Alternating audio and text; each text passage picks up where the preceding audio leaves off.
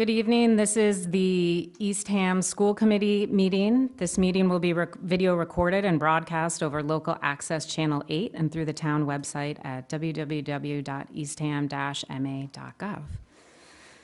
So I'd like to welcome everyone here tonight.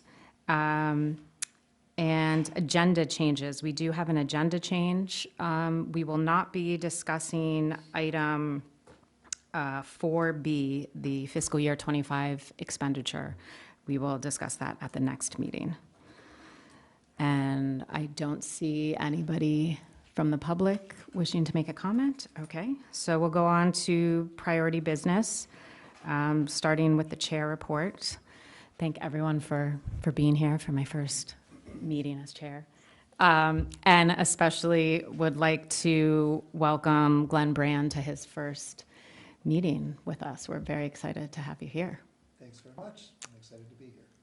And that's all I have for my chair report, so I'll turn it over to Mr. Crosby. Good evening, everybody. So do you want to go in this order? Do you want me to go first, or do you want Glenn to go first going forward? I mean, it's fine. I traditionally have, but I didn't know if you wanted to, keep it the same. That's the way we do. Yeah, that's Perfect. Okay. Do you want to change? No, I mean, going forward, I can change the agenda. No. It's up to you. I just thought, if you wanted to make some changes, that I'd be happy to do that. But so, good evening, everybody. We had an awesome start to the school years so far. I've got a few things. I know you've got my report. And if there's any, excuse me, if there's anything that you have questions at the end of, if you want to ask me some questions, that's fine. I do have just some highlights to share from that report, and I just want to extend just gratitude and thankfulness for all the hard work of our custodian staff, putting into the cleaning and polishing of the school. It definitely is shining brightly thanks to Mike Chappelle, Dean Thayer, and Matt Harmon. They worked really hard this summer. And I also appreciate Laura Hanville, our admin assistant, who worked hard all summer, making sure supply orders arrived and invoices were checked. And then Ashley Vasquez as well, worked a number of days enrolling new students and opening school, all those details. So I appreciate all their efforts this summer. And honestly, just we've enrolled probably 12 new students, this summer alone. And so I'm not sure if you've seen the enrollment, but it's at 183 students, which typically, historically, I've been, this is my 11th year, that's probably the most we've had K-5, because as you know, we don't have preschool, and we always added that in the enrollment. And so 183 students, that's pretty good for Eastham Elementary. It's great. And then, as I mentioned in the report, you saw some of the pictures on my report that Farmer in the Classroom program has reaped a tremendous harvest this summer. Vegetables were brought to the town hall. I believe they had a little community place for people to come and pick fresh vegetables. And then we recently harvested a bunch of potatoes, some wax beans and carrots for the cafeteria. And we're also in the process of contracting with a company called Black Earth, and they're going to be doing our composting for us, which is definitely necessary. And we also want to thank the Community Preservation Committee for securing those CPA funds. We were able to add a fun new piece of equipment. It is installed and definitely bringing lots of dizzy smiles, because it is somewhat of a spinny thing. One of the students call it I think a vomit comet. But no, it's it's fun, it's safe, and so we appreciate all the efforts from actually Mary Shaw, who is the chair of that of the CPC committee, the committee, and then Linda Bird as well too. And just as far as using our capital plan this summer, we were also able to replace and update all of our exterior cameras, which are also linked to the and monitored at the Eastham Police Department. So. Just kind of looking ahead to give you some dates. Open house is Wednesday, September 24th from 5 to 6:30. You guys are obviously, I know some of you are parents, but everybody else, you're welcome to come. There's also an EES parents group meeting tonight that after this, I'll be attending that. And then our first all-school morning meeting will be Friday, September 26th And we are planning an annual walk-to-school event from Salt Pond Visitor Center, and that will be Wednesday, October 8th.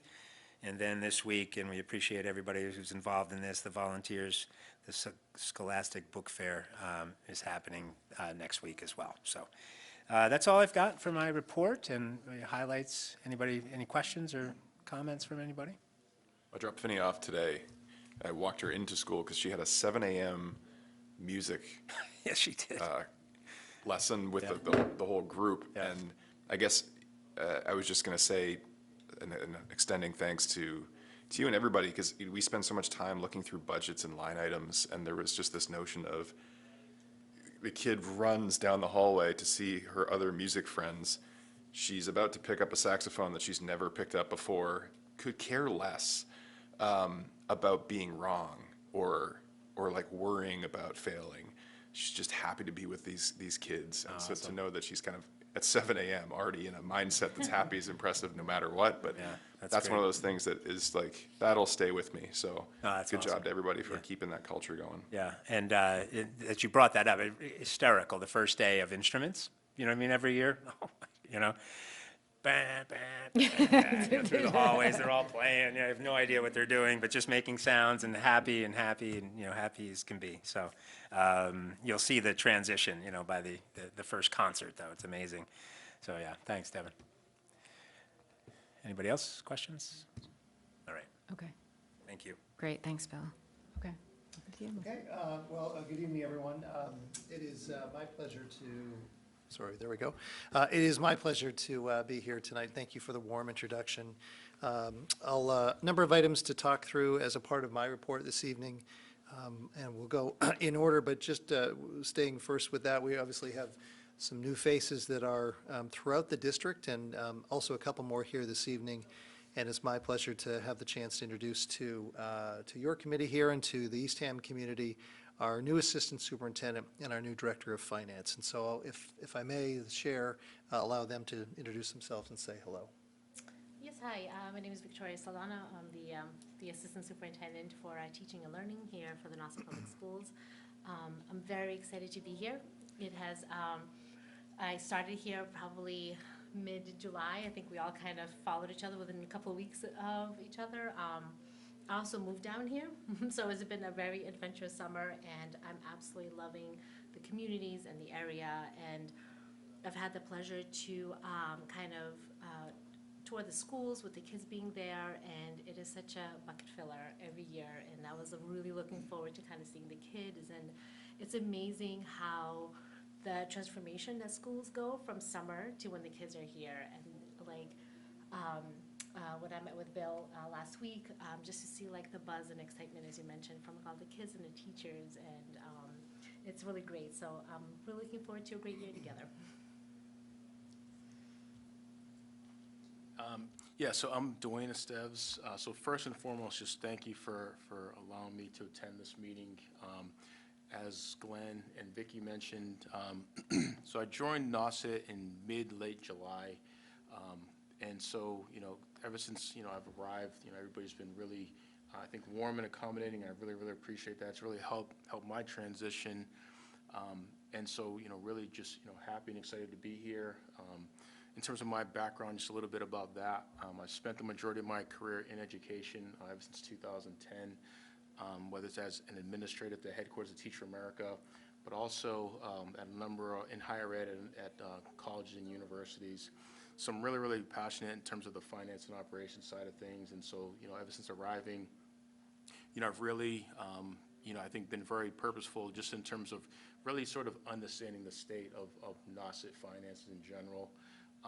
And so, you know, it's been very, I think, helpful and I think revealing just in terms of where things are and what some of the challenges have been, but also where some of the opportunities for improvement are. And so, you know, myself and my team will continue to roll our sleeves up and work hard and also just serve as a really strong partner, you know, in terms of whether with the committee or Bill and the elementary school, but also really just across the district in general. So again, thank you for having me here, and you know, happy to be here.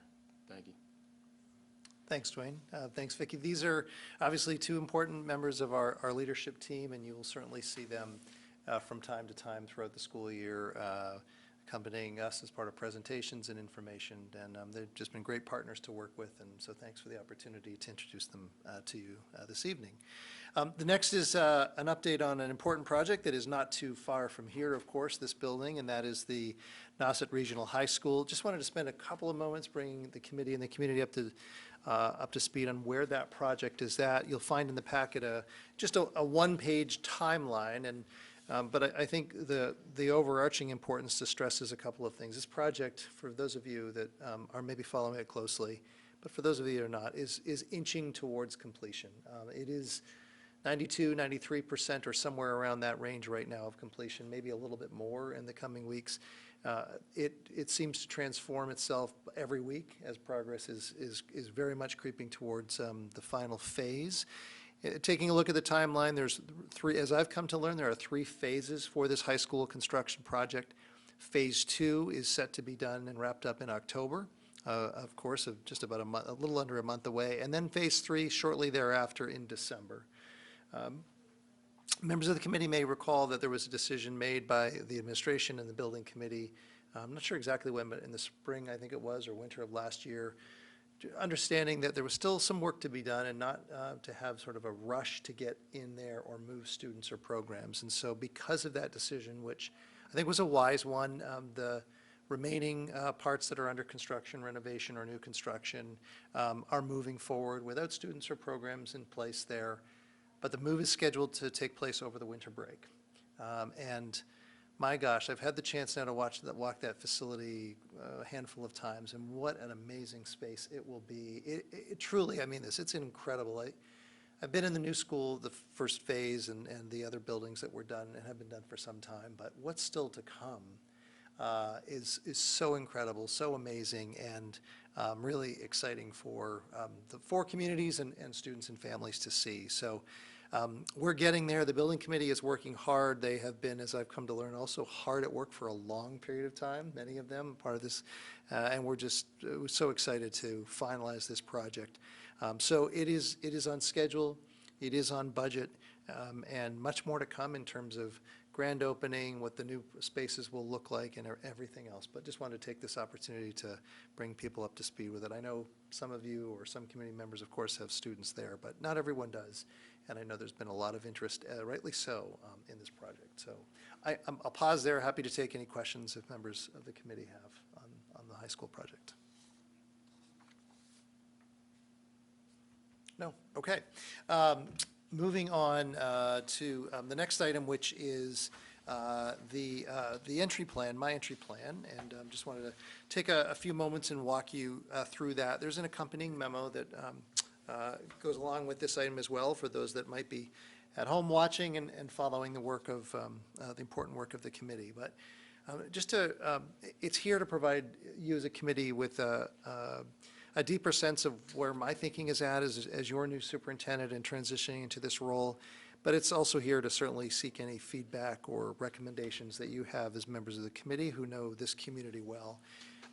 For lots of reasons, it probably goes without saying that this time of transition for new leadership is important for everybody, the district as a whole, of course, our communities, for me as well, new to this role. And I really, I know I talked about this previously through the search process, but we're here now. Now it's real, and I have found this to just be a really valuable time to sort of that notion of walk before run, right? Really take a sense of gathering the thoughts and feedback, opinions of stakeholders, of course, parents and guardians, our staff, our older students, in terms of what really is at the forefront of their thinking around the Asst regional schools and Asst public schools. And so, as outlined in the plan, sort of really, because I throw this term around a lot, and I know not necessarily does everyone know this term or familiar with this construct of what exactly I mean, and so I try to outline that here. And it's, as I touch upon, really to try to find out what the strengths of our school system are from the perspective of those that know it well, far better than I do. The key opportunities for growth and improvements, This is an amazing school system, and I came to learn that quickly, even before stepping into this role. But as is always the case, there's always opportunity to improve, to rethink practices, and to seek continual progress.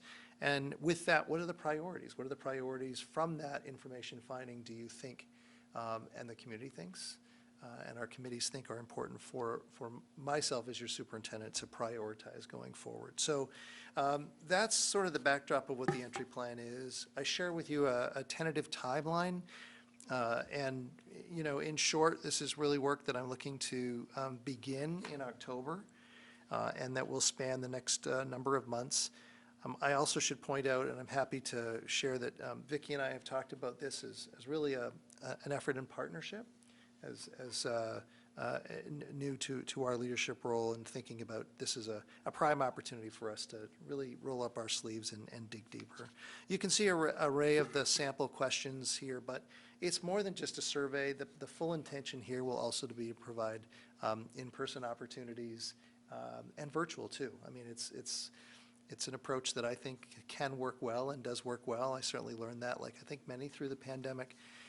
So opportunities for those that are interested to really get involved. And I think the final thing to point out is that this is meant to be a very open, transparent process. I know we throw that word around a lot, but it's with sincerity to say that my intention after gathering this information is to roll it all up and then to present it to our committees, present it to our communities, just as an opportunity to check and say, this is what I've heard. This is what seems to be emerging from the data. Does this track with what your perspectives are? And if so, then what should emerge as the priorities from myself as your superintendent going forward? So lots packed in there. I'm happy to take any questions if you have any. But equally important, the opportunity for you to point me in the direction of possible community groups that, you know, there are lots that are, emerge and surface quickly. But for those of you that know this community very well, if there are community groups or organizations that you think might not emerge unless you live here, have lived here for a while, and know this community deeply, by all means, I'd love to have your thoughts on those, because invitations can and will go out for those too. So. I had a question. And I know this is going to various groups, and to me, some of the wording of these questions seems appropriate for, staff, and maybe less so for families and communities. So I don't know if there's going to be some variation. Yes. Okay, that makes sense. Yep. But it seems to me the section teaching and learning, that there would be more opportunities, to ask specifically about what's going on in the classroom, what do you think is working, what is not working? Because, these seem like great questions for staff, but beyond consistency of curriculum, I think a lot of parents have a lot to say, when I see parents in the playground about, what's going on in the classroom, and would welcome the opportunity to give feedback. And also along those lines, I believe it was last spring that a survey was sent out to all the parents about the use of AI in the classroom. And I wasn't quite sure where that came from, whether it was like a directive from the state or just the school kind of gathering information. But to me, it raised a lot more questions than it answered. And of course, any given day, you can look at any paper and see 3 editorials about AI in education. But it seems, I think it's a real area of concern that would be worth getting input from parents and community members. I'm not exactly sure, and I don't know, Vicky, if you are aware of that survey, but just to start with that. I think our plan is to form a committee this year to kind of take a look. The state has released new guidelines around AI usage, and I think that would be a great opportunity for us to kind of dive deeper into it, kind of unpack what the state is recommending, and really get stakeholder input as well. So that's kind of where, and taking the information that was shared and kind of building on what our next steps are. But I also will point out, it's important to note, we find out where that survey is. I don't know that I've heard about the origins of that. But the other thing that is not on the agenda tonight, but to also put into focus, is that the district had a 5-year strategic plan that came to its end at the end of last school year, which is great, to be honest, as new leaders in this role, to be able to be a part of helping participate in building the next strategic plan. So it's important to note that this thinking around the entry plan is it will not be part of the strategic plan necessarily. Some of the findings of the entry plan might be, But we will absolutely have a fairly robust process with opportunities, again, like the community did 5 years ago or a little more, to invite stakeholders in to be part of a much more extensive discussion around priorities that will take their shape undoubtedly within technology and AI, within curriculum and instruction, and many other topics. So that work and that, I'll be back to talk more about what that tentative plan will look like in the fall. With the thinking right now, probably launch that strategic planning process early in the new year to give us time to get settled and really develop a firm plan for that. But thank you for the question. Thanks. The next item under my report is that of enrollment, and thank you, Bill, for speaking a little bit to this regarding the Eastham Elementary School. Just a friendly reminder for those that have been around this work for a while, but for those that might be new, the official date that schools lock in their enrollment in the Commonwealth of Massachusetts with the Department of Education is October the 1st. And so this, I only say that to say this is tentative. This was data capture in the first couple of days. Undoubtedly, it doesn't sound like it's changed at Eastham Elementary, but there may be some variations across some of the other schools. But we will be back to provide you with a more a refined look at what the exact numbers look like, and also a comparison. I know that's always of interest of how did things compare to last school year or the previous school year. I know that as I'm coming to learn, certainly interest in school choice. What does that look like? Provincetown, Truro. So those are elements that we'll dig deeper into, but I just thought it might be of interest to give you a snapshot of where enrollment is looking across, right now, across the district from our opening days. So, but as that number gets locked in with October 1st, we'll be sure to bring that information back to you. If no questions on enrollment, just briefly to talk about in general school opening, and it's there are lots of work underway, but just to say, as I think we finished day 11. I'm not day 11 or 12 with students in school up and running. I mean, my goodness, I've, like Vicky, had the opportunity to visit now almost all of our schools but one. But I did have the opportunity to visit with Bill in Eastham last week. Just the hard work that goes into the opening here, not just in Eastham, but across the school system. It really is amazing. The care, the professionalism, the energy that is palpable everywhere. I don't need to tell you, you have a great school here in Eastham. You can feel that. We have great schools across the district, all 7. I think they're just phenomenal. So it's been great to see. The leadership team has met on a number of occasions already, both through the summer and leading up to our opening, to make sure that we were on point and where we needed to be. We've had meetings before school opened with our fleet of transport bus drivers, and so a lot of hard work behind the scenes to get us up and running. But by all accounts, we're off to a great start, and so really encouraging. And on that note, there's a lot of work, obviously, we want to make sure is in place, and it's dawning on me that you're probably going to get a call from me in about 10 minutes as we test our notification system. So forgive me for that. The timing maybe is not great for this meeting, but that call may come through. But I think everything's okay, but we're just testing that. But and so the last is efficiency and regionalization. There's a pretty extensive document in your packet, but I just wanted to spend a couple of moments, and happy also to take some questions on this. There's a cover memo, but the extent of this packet is the actual submission from the architectural firm and the consultancy group that applied for this.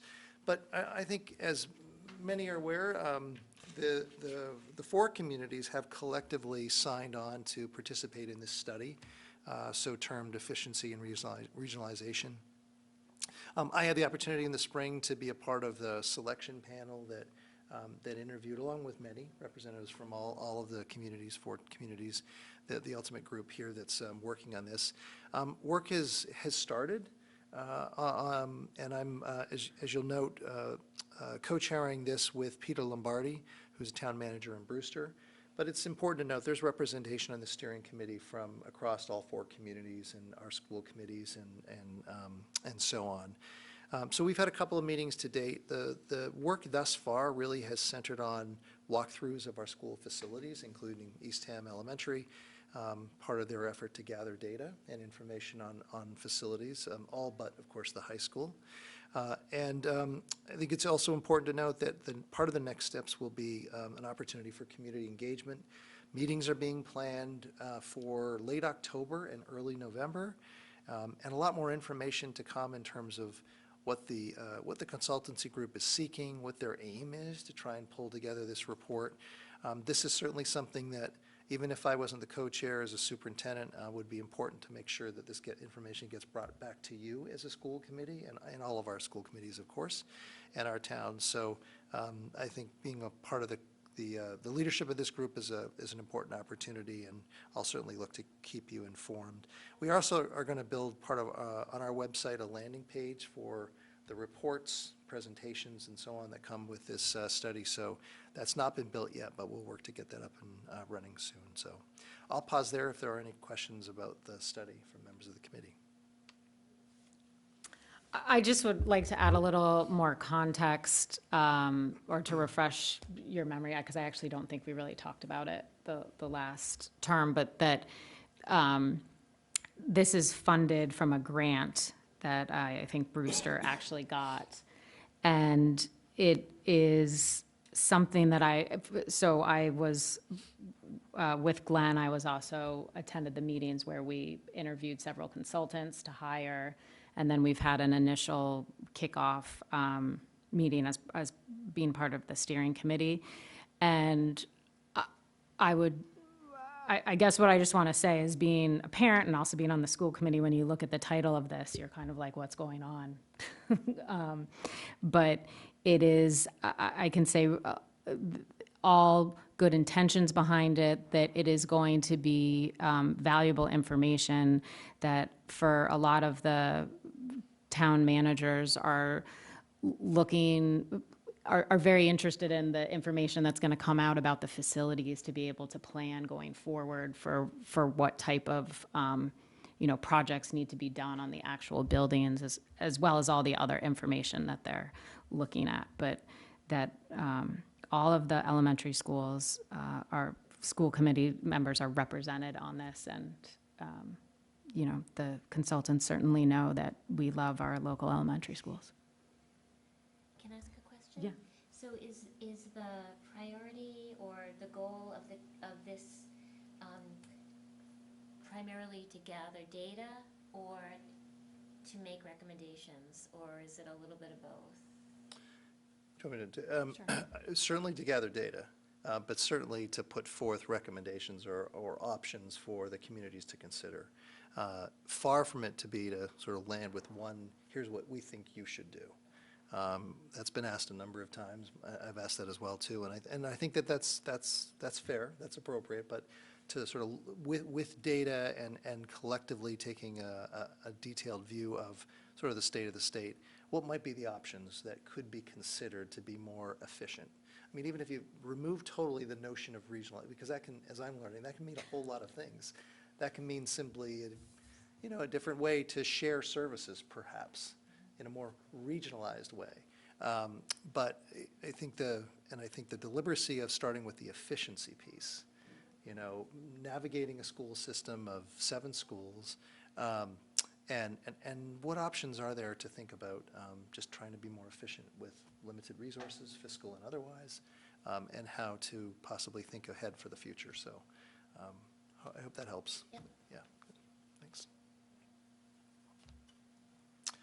And if there are no other questions, that's it for my report this evening. Okay. Great, thank you. As I said, we're on 4B, which was the fiscal year 25 expenditure report that we are not going to discuss tonight, but will be discussed at the next meeting. Is there anything more we want to? No, I think that's fine. Thank you for passing over, and we will certainly be back as we have more information. Okay, great. The next item is we have a grant from, I think technically it's a grant, but it's basically a reimbursement from the Museum of Science for transportation. So can I get a motion to accept this grant? I'll make a motion to accept the grant.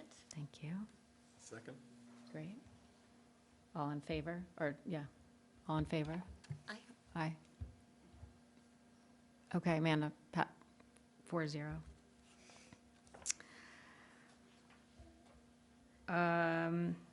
And the next is the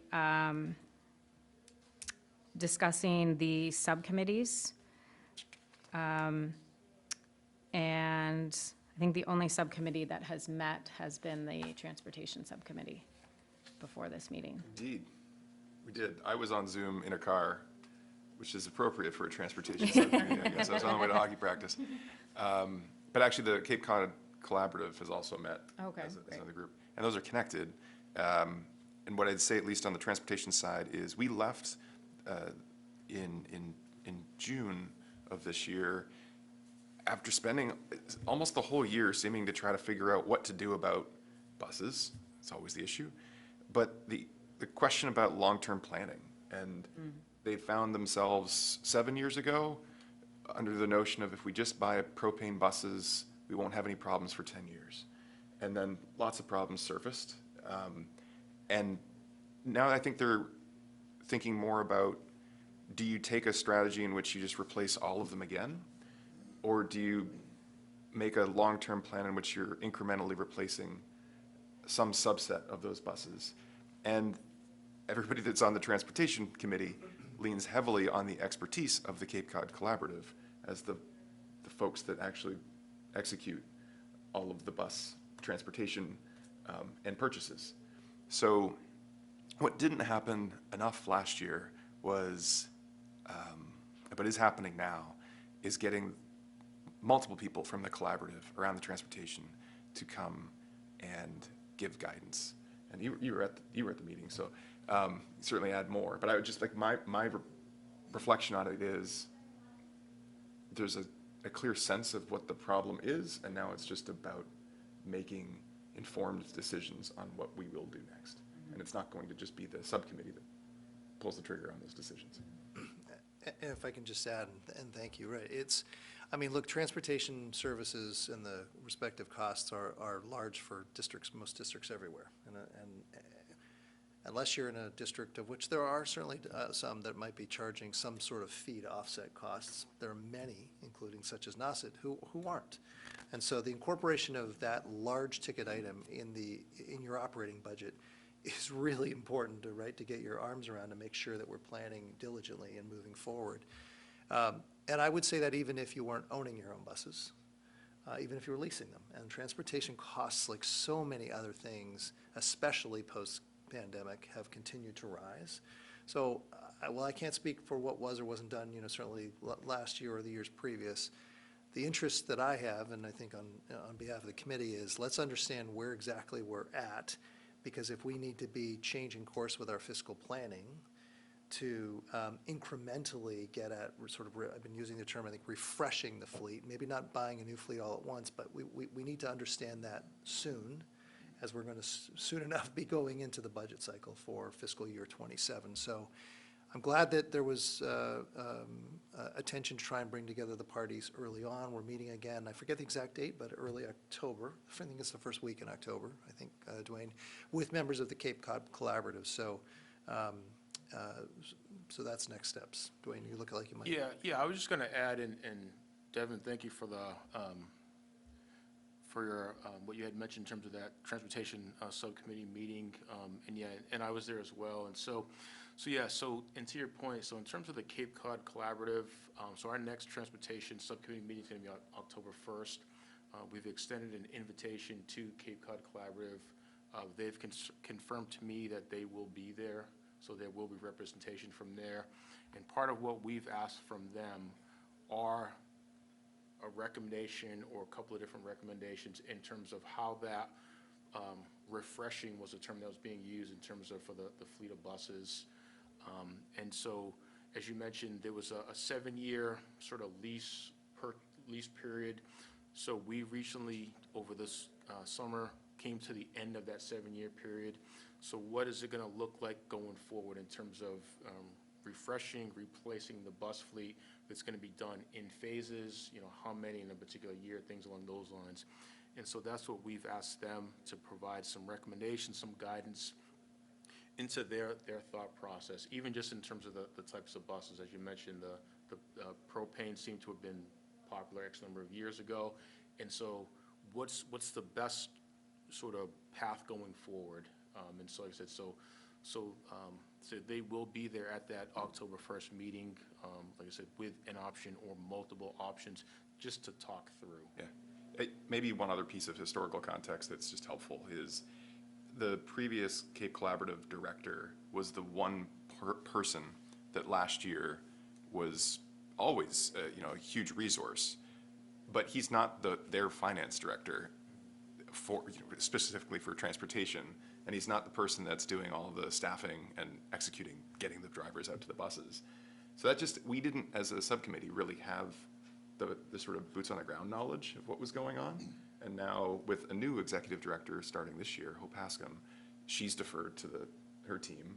And we also, I don't feel like we had, Brooke was there, but we didn't have the finance representation.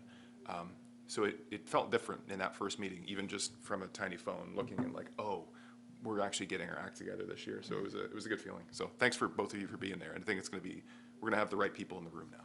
Yeah, absolutely. And also just to add some context, just along to your point. So in terms of the representation from the Cape Cod Collaborative, will be Pat Murphy, who's really their business manager, finance operations person, as well as Anders Erickson, who has a lot of knowledge just in terms of the actual buses, the routing of the buses, things along those lines. And so they'll really have representation on sort of the business finance front, as well as the actual sort of buses and specifics and as it pertains to that as well, so. That's great. I thought I heard rumblings that perhaps there might be a bill that might be starting to go through the state legislature about regional transportation.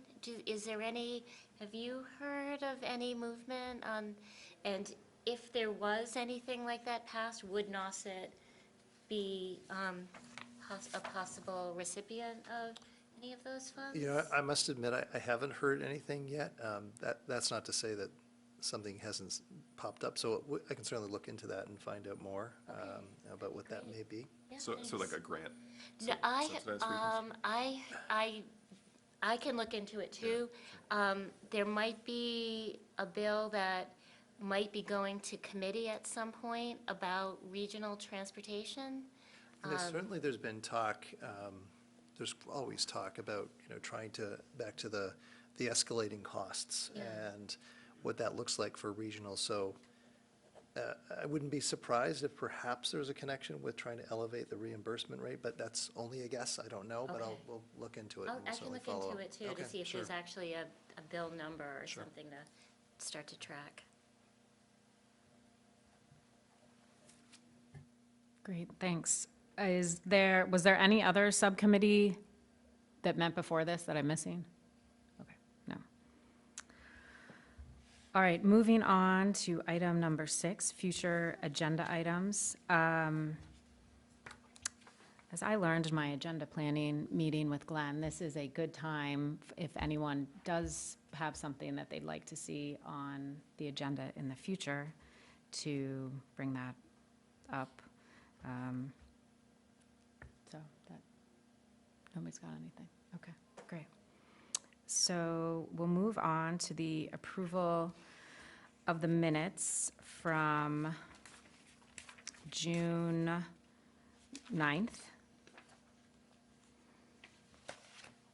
So can I get a motion to approve the minutes? Motion to approve the minutes? And a second from anyone? I'll second. Okay.